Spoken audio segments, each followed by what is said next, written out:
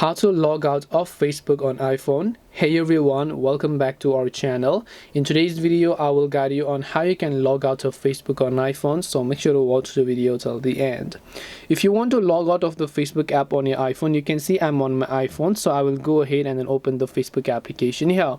And as you can currently see that I'm signed into my account. So if I would like to sign out, I would need to tap the three lines option from the bottom right of the screen here, and then just scroll down, and here you will find one of the options that says log out. So all you have to do is to just make sure to tap the logout option here. It will ask you for a confirmation log out of your account. So yes, you can just tap the logout button in order to log out of your account, and this way you will be able to log out of Facebook on iPhone.